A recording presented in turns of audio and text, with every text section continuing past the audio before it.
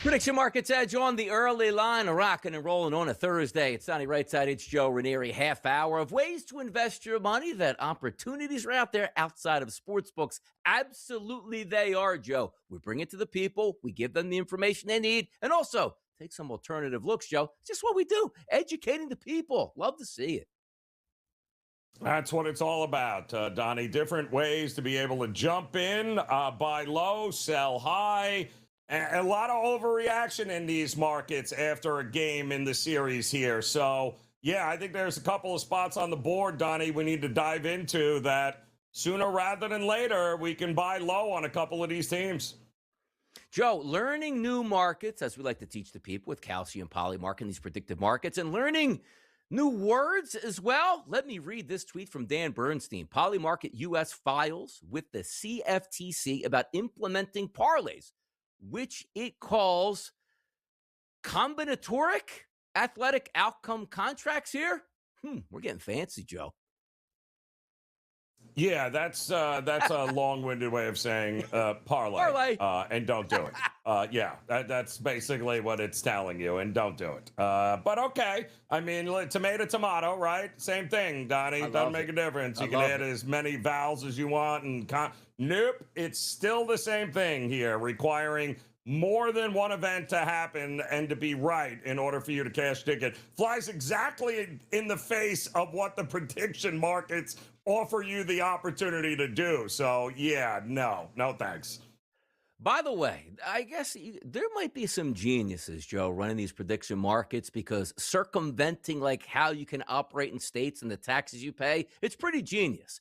And the stigma around, let's just say, the word parlay is terrible across the board. You do parlays, you're an idiot here. Well, we don't do parlays. We do combinatoric athletic outcome contracts. Pretty smart to get around it, y'all. Like we're headed here. And you know where else we're headed? To Madison Square Garden tonight. Game number 2, Eastern Conference Finals. Cavaliers and the Knicks. Take a look at the calcium marketplace here. Chance to win this game. New York, 67%. Cleveland, 33%. So if you think that you saw, a good combination of the Cleveland Cavaliers came to play, they just didn't close out, they'll make sure they close out in game number 2, a $100 investment will pay back $304, Joe, if the Cavs win this game tonight. But if you're taking those Knicks, it's a 68-cent contract to the yes here. Cavs, Knicks, MSG, Joe. How about it?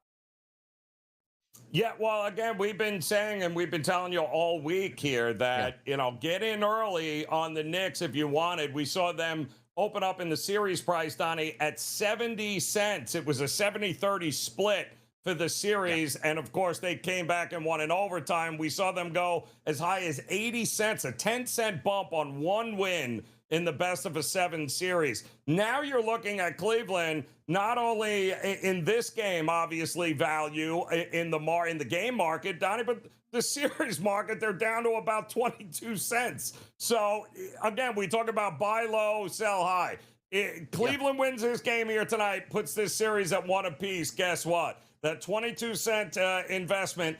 And really, we think they can win more than one game in this series. So the repricing is going to happen here. Would not shock me, Donnie. I think now is the buy low opportunity on the Cleveland Cavs. They're not getting swept. This is going to go 6 games at the very least here, Donnie, I think. So I do think there's a good opportunity to buy low on the Cavs. How about this, too? You take a look at how that game ended, where they just went at James Harden. Kenny Atkinson's going to have to come up with a better defensive, strategy, or else they're going to get worked again. But if he doesn't, that means Brunson's probably going to eat a lot again.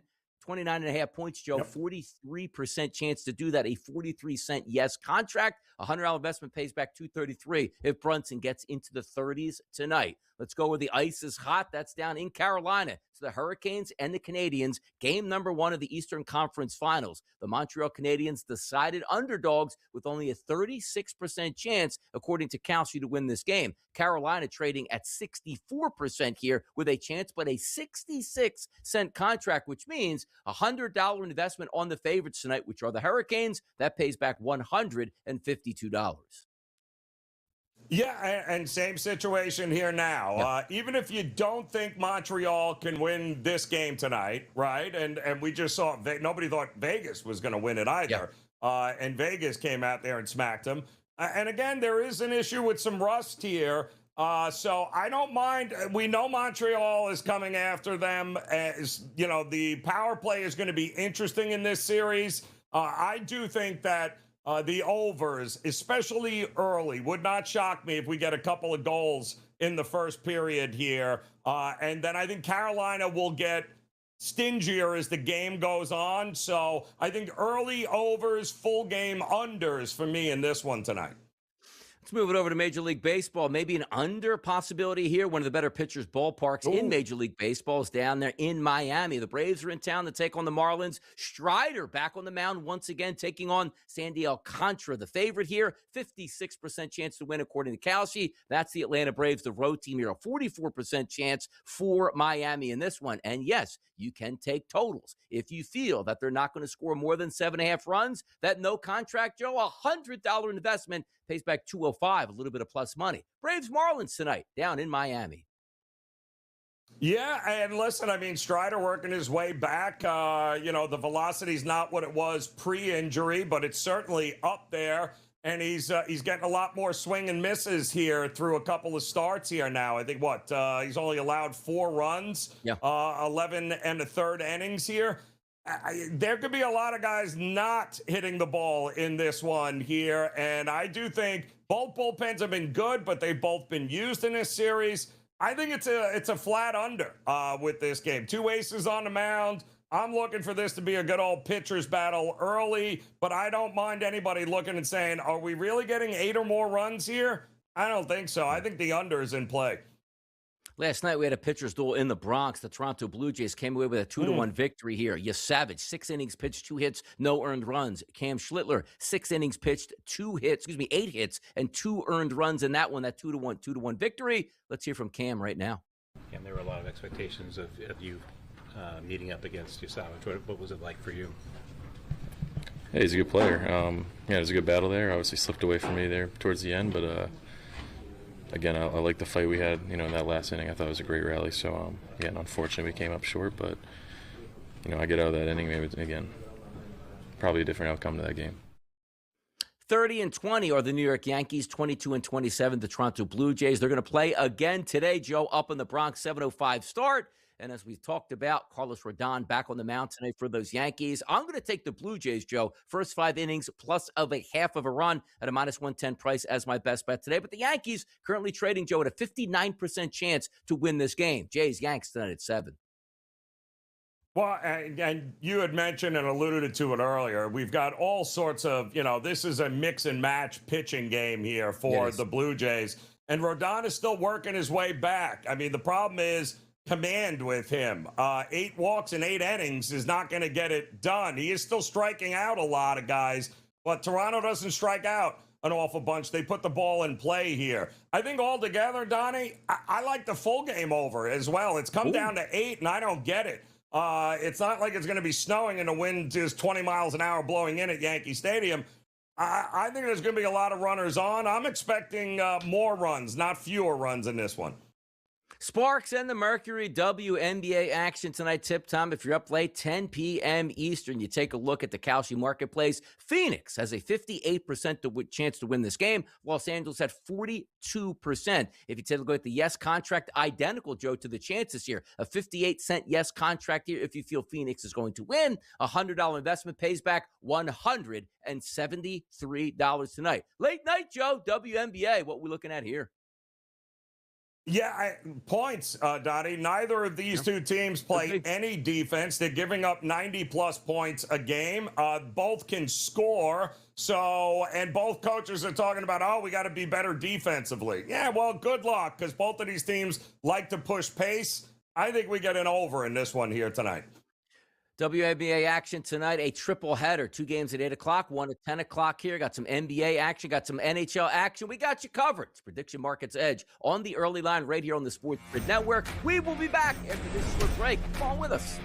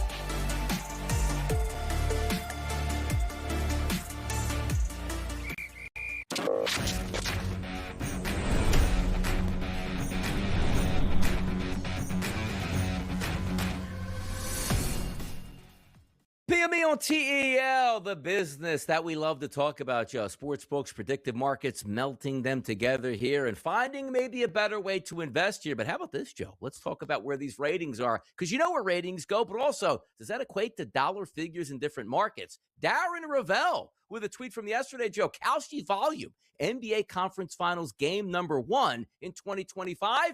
$22.2 million. The heck is Kalshi, people were saying last year. This year, Joe, Kalshi volume, NBA Conference Finals Game 1s, $136 million, Joe. Market movement, now getting that market dollars.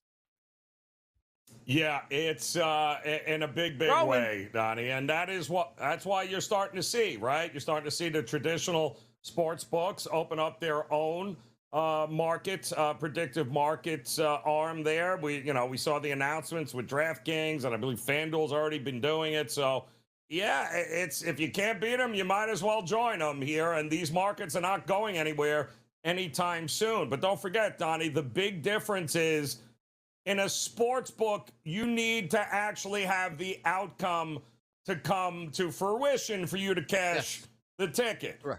In predictive markets, we just need the repricing to happen from what you bought it at to when you're going to sell it. The outcome is secondary. Doesn't need to happen in order for you to be able to profit with the predictive markets. Absolutely. And hey, look, we're getting those predictions out there, what you need to know, the information, when you get in, when you get out, it all matters at this point. But Joe, let's take a look next here. Topuria and Gaethje. When is that going to happen? UFC Freedom 250, Joe. Take a look at this action. Topuria, 83% chance. Gaethje, 17% chance, Joe. $181,000 in volume already. How do we figure with the heavy favorite here? Any chance for an upset? No. Well, I mean, listen, there's always a puncher's chance, Donnie, and that's what Gaethje. Yeah. What do you mean there's no audio? Yeah, it's definitely you. What are you talking about? Yes, it's been you this whole show. I believe in you, Joe. Yes. I believe in you, Joe. Go Donnie. ahead. Thank you.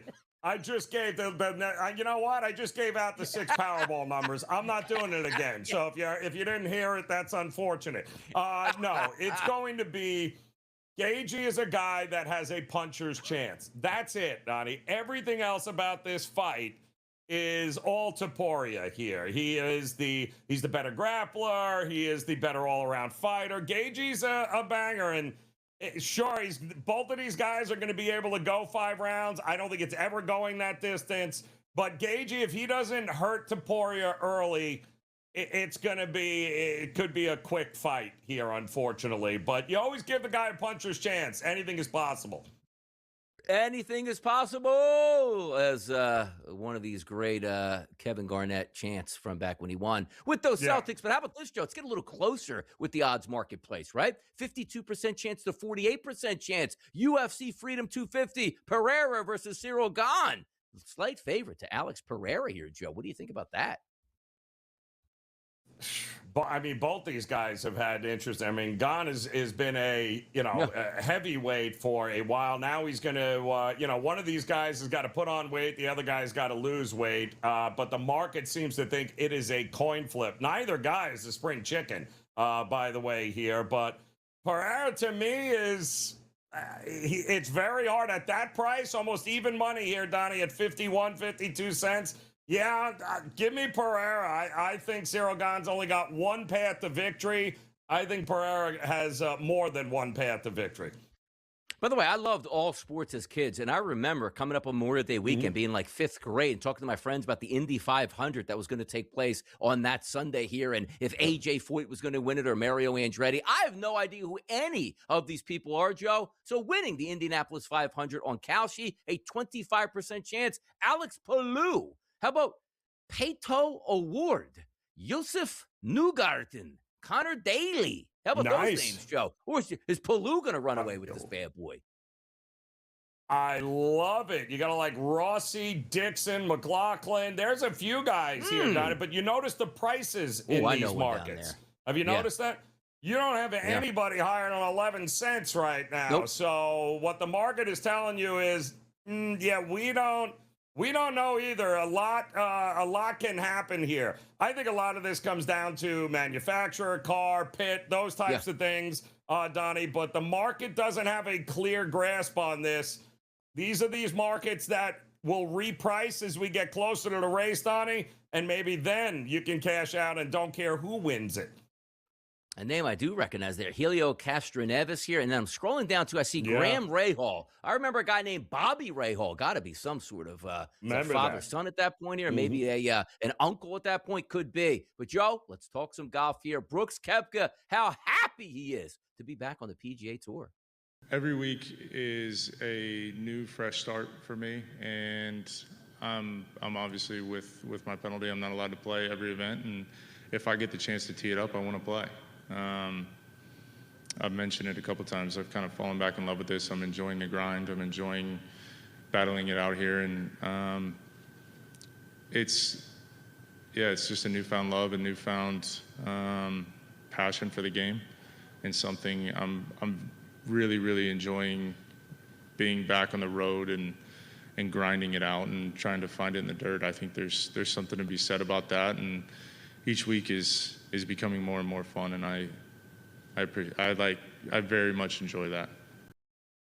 Brooks Koepka at one time was the best golfer in the world. Took the money to go live golf, out of sight, out of mind, comes back to the tour, reinvigorated here. But shout out the tour for charging him like $5 million to come back and then saying, well, you're not even allowed to play in every golf tournament. We'll tell you when you can play. So idiotic at this point. But he comes in, Joe, at a contract of 2.2 cents to win the Byron Nelson first round leaderboard challenge here, Joe. How about that? Can he be the first one leader? Yeah, listen, this is the old Byron Nelson, Donnie. It's though it's not played in Dallas anymore. It's in McKinney. And Scottie Scheffler is your defending champion. But listen, Brooks has done well at this over the years. You know who else is from there? Jordan Spieth, who seems to have, plays well early, doesn't play well late. And I'm not, it's a tough stretch. It's 8 consecutive weeks, 2 majors, 3 signature events, and then this one is right in the middle of it, Donnie. So it could be a lot of guys working on some things here as opposed to really trying to go out and win this tournament. I do think that the usual suspects, but I would throw Jordan Spieth in the mix here. He loves this place. Usual suspects to win this. Scottie Scheffler, 33% chance. Second place, Siwoo Kim, 6%. Scottie, can he get it done? We're back with more PME on TEL next. At the end of the day, LeBron's going to have to put that team on his back. Can he do it? I don't know if he could do it for a 7-game series. Can he give you 2, oh my goodness, LeBron at 31? Yeah, I think he can give you a couple of those games. But it's about the other guys that have to step up. Pro basketball today, only on SportsGrid. Let me understand this, Joe. Are we going to have any broadcast games on TV anymore? It's all streaming? You got to pay to watch here, folks. That's just the way it's going to be, one way or the other. And I'm sure this will satisfy, the FCC looking into the coercion that's going on here with the NBA NFL broadcast rights? Yeah, this is all par for the course, I think. The Early Line, only on SportsGrid. There's all these idiots out there sounding off on Tiger right now. See, it's so easy to go after a guy that's hurt. He's hurt. Whether you call it whatever you want. He's got a little bit of an issue that he's going to fix. Okay? They're attacking. Attack. Why don't you all shut up and let him go do his thing? He had to leave the country to do it because of privacy? That's nauseating to me. Outspoken with Dan Cilio, only on SportsGrid. Now, I see him 15th, 16th, somewhere in that ballpark, and I think that makes sense, Donnie. I don't see him in the top 10. I really don't. I mean, when you look at, let's say, 11, 12, 13, 14, 15, you start going into that, teams like the Cowboys or the Vikings or the Chiefs, and, could they take a flyer? Prediction Markets Edge, only on SportsGrid.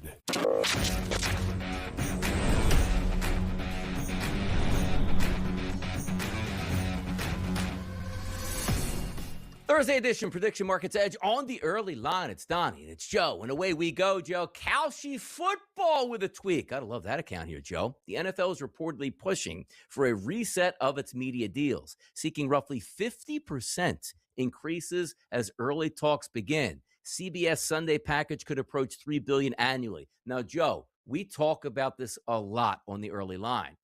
It almost seems to me like we know the ratings are juiced. Everybody knows this, except the actual providers that are expected to get juiced on their own packages, even though the ratings are juiced. And shouldn't they wait, Joe, 2 or 3 years to sort of get that bell curve of, yeah, things settled in. It's not actually this expensive because here's what the true ratings are. Do I feel like I have to remind everybody, or networks are just dumb? Like, yeah, ratings are up across the board. We better pay right now. The NFL is smart because they're pushing for the reset, going like, strike while the iron's hot, even if it's not real. Let's get this money now. Well, and the biggest loser is, Donnie, in something like this is the local media market. Done. They'll never get it. So what's going to happen here is it's going to have to go to streaming services, Donnie, because they're the only ones that can actually afford the asking price of what the NFL wants. They're talking about the CBS Sunday package approaching about $3 billion to cost CBS annually just to cover the NFL. I mean, who's going to, local affiliates are going to, no, it's not. I mean, the local guys are going to lose out. What else is new? Welcome to the streaming world, Donnie. They're the only ones with the money. Yeah, and again, hitting that reset button because they know ratings are high. But we know, Joe, ratings aren't actually high. They're just getting juiced right now. It's like inflation in the marketplace. Just keep printing money. Everything is great. When they stop printing money, oh, no, free fall mode. It is what it is. Let's get to some other hot topics here, Joe. And one of those is, you see on the early line, I like to fade the public. Let's fade the market now, people. It doesn't. Yep.